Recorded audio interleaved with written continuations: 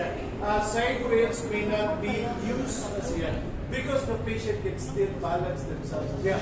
Unlike sa crutches mo good, especially we practice on the 3-point, di magina siya ka balance kung si tawag ka na walay both crutches on the side or mga side rails. Yeah. But for canes, patient can still stand up even without canes. They can even still walk even without cane.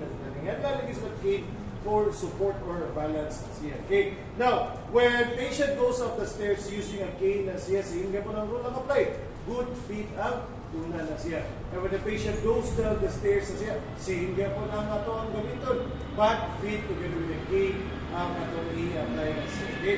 So let's start off with going up the stairs siya. So when patient goes up the stairs siya, the first feet that they move na siya is their good feet na siya. Then the next one will be the cane and the weakest leg na siya. So sampai na nila parehas sa Sir, what if dili mo fit sa stairs? For example, nagkakaroon na case, dili mo fit. If ever dili ka siya mo fit dili na siya, just turn the cane on the side na siya.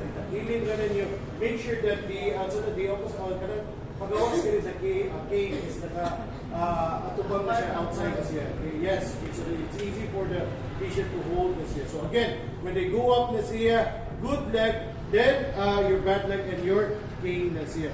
So good leg with your bad and cane na siya. So good leg and bad and cane na siya. Simple mo din tayo. So as man usually si caregiver, if in case the patient asa si caregiver lang okay, so most likely since cane naman yung hindi gamit, si caregivers na rin siya sa side. Okay, so makabalance naman siya. Okay, unlike sa crutches, may possibility na mahulog yun si patient na siya. Okay, now how about going down the stairs? For going down the stairs, let's see so that cane together with the bad leg ang unahon ninyo down. Okay, then ang next is a good leg na siya. Pareha na dyan tayo. Wag yun kanainan. Okay, anak nakalahin is ang good fight. Ay kung bad leg is ma-step na gini mo sa floor. Kaya unlike sa crutches is di mo ma-step ang mo ang injured leg sa floor. Kasi mo na mag-isod ito balance na siya. Gets ninyo? Okay? Now, there's also another technique for a patient going up and going down the stairs when they are using cane na siya. Now, if they are familiar enough na siya in going up and going down, pwede na po nila gamitin ang step through na walking pattern siya. Meaning mo angat si patient of steps na siya every time they walk going up na siya.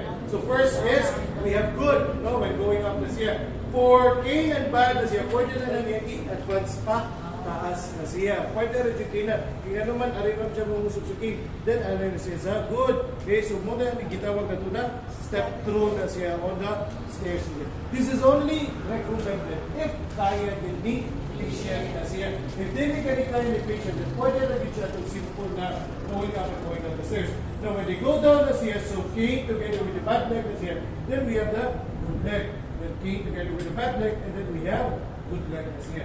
Cane together with the bad leg, and then good leg na siya. Para mapaspas na po lang sa katalaang ni patient na siya. Gets ninyo?